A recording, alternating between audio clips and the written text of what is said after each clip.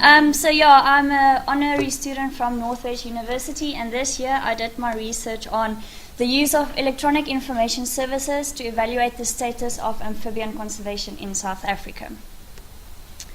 Okay, so as Prof. Louis said, there are about 1/3 of nearly 6,000 or more amphibian species threatened, which is causing a mass extinction, and they are threatened due to things like pollution, diseases, habitat loss, and much more. So yeah, the global community must respond in an innovative and multidisciplinary approach to protect these amphibians. And this is just a map of that the IUCN, the Red Data List for amphibians, that shows where most of the threatened species occur. And yeah, it's on a small scale, but it's kind of everywhere. Okay, so in South Africa, there are currently some action plans available that one can use as a guideline to help protect amphibians, and it's the International Amphibian Conservation Action Plan, called ACAP, and then for South Africa, the Conservation Assessment and Management Plan for South African frogs, which was published in 2002. So these action plans help with prevention of habitat loss, field research, the creation of legislation, and then also biomonitoring tools, frameworks, techniques, and so forth. Okay, Okay, so where did conservation in South Africa start? It first started in 1978 and 1988 when the first Red List data assessment for South African frogs and reptiles were done, and that's also the first time that a map of frog distribution in South Africa was created. Then in 1994, a few herpetologists decided that they want to put more effort into the conservation of amphibians, and that led to the South African Frog Atlas project, which was published started in 1995, and it's run by the Animal Demography Unit, formerly known as the Avian Demography Unit from Cape Town.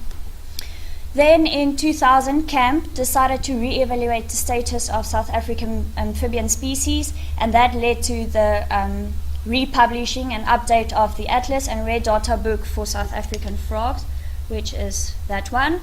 And then the most recent action plan that was published was by Sunby, and it's this one, in 2011. So the problem that we're having is, what seems missing then if we have all of these conservation plans? What seems missing is there are no documentation that evaluates whether or not progress has been made with regards to the amphibian goals that has been set out by conservation actions by international and national guidelines. So the main question is, what is the status of amphibian conservation in South Africa up to date? So the objectives of my research was firstly to determine how the public regard the standard of amphibian conservation in South Africa. Then secondly, to determine to what extent amphibian conservation in South Africa has adhered to former conservation guidelines that were given by some of the protocols.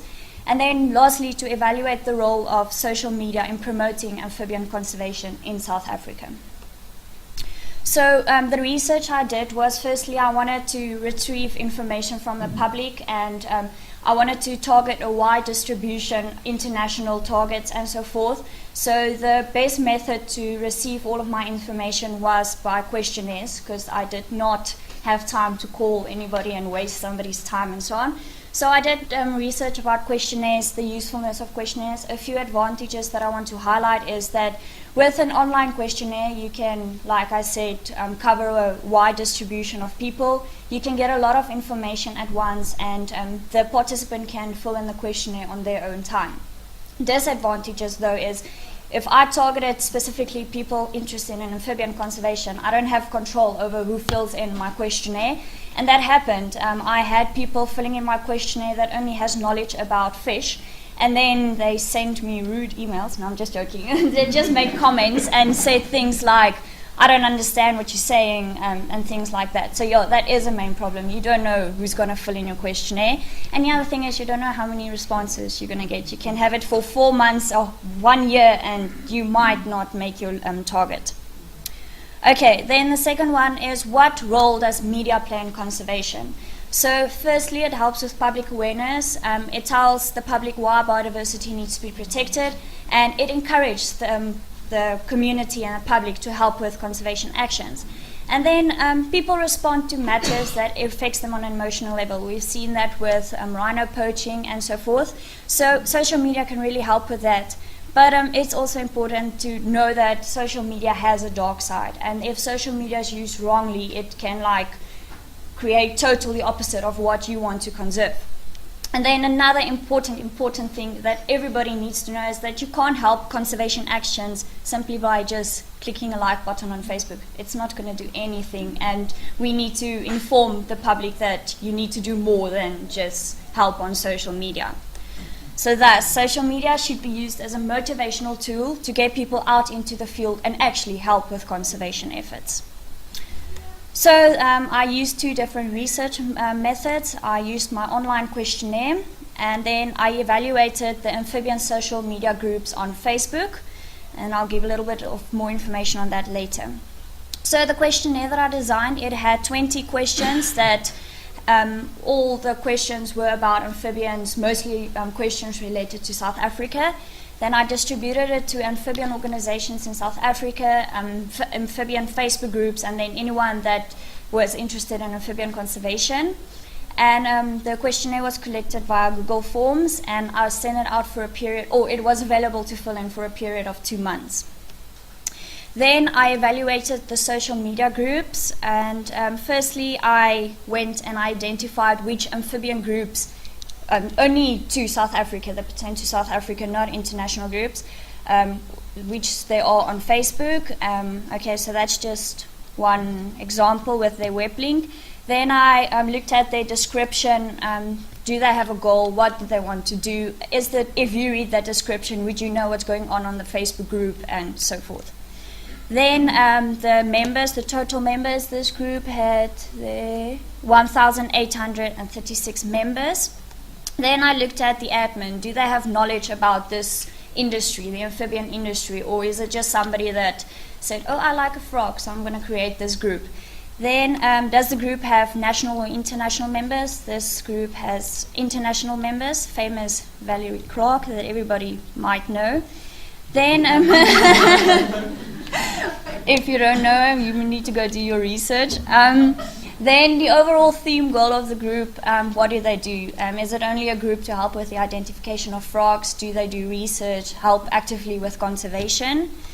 Then consistency of posts. Do they post on a regular basis so that citizens know what's actively going on, or do they only post close to events? And then the last one is conservation, their primary goal, or only secondary and maybe not even visible in the group. Okay, so the result, all the results, for each of the questions that I asked in the questionnaire, I made a graph or a table or something to just represent how I see the results. So it's what I'm showing here. Okay, first the demographic information. Most of the participants were between the age of 25 and 40, and those are also the people that has postgraduate degrees, which is kind of a good thing because this is the age that we're working with, and this is the age that we really need to go out into the field and help with conservation actions because they're quite young and active. So yeah, and then the other question I asked is what occupation does the participant have, and then I divided it into these sectors. And as you can see, 27 there, that's the sector that had the most participants in them, and that's a sector of management. And this is really important when you start a conservation action or program, because you need somebody that has the skills to manage this program and make sure that the program is constantly running. Then the sector that had the least participants were consultants, and that's really important. We need consultants out there because before you can start a program, you need a consultant to help you with, will the program run smoothly, is it a good idea, and so on. So we need to promote the job occupation of consultants under the young students in South Africa. Then I asked the participants why do they think amphibian conservation is important, and some of the things they said was because they are very diverse, they're most threatened, they're an essential part of the ecosystem, pest control, and there are many more reasons why people think amphibians should be protected. So this is one of the questions that comes out from this young gentleman's question is according to what should species be protected? And the main things are species should be protected due to their conservation status, meaning are they threatened, endangered, and the other one is ecosystem function.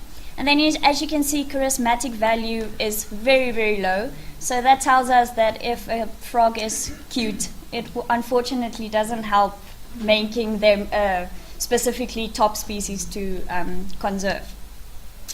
Then the other thing is, which are the most, or which threats towards amphibians lack conservation efforts? And as you can see, yeah, the votes were everywhere. There's no top 3 that I could say stand out amongst all of the threats. And that can be due to most of these threats probably don't even get attention at this point. And yeah, we need to focus more on giving these threats attention. Or it can be due to ignorance. And yeah, if these actions don't, or these threats don't get, if you don't act against them and help to get or limit the concept or the threats, then it's going to be a detrimental effect in South Africa, and the frogs, it's just going to get more threatened and more threatened. So we need to get people out into every sector that are available there for threats. Okay, so the other thing is the conservation programs that's currently running in South Africa. We have the yellow ones, which is the current conservation actions. Then the blue blocks, which is the prioritized conservation actions for threatened species.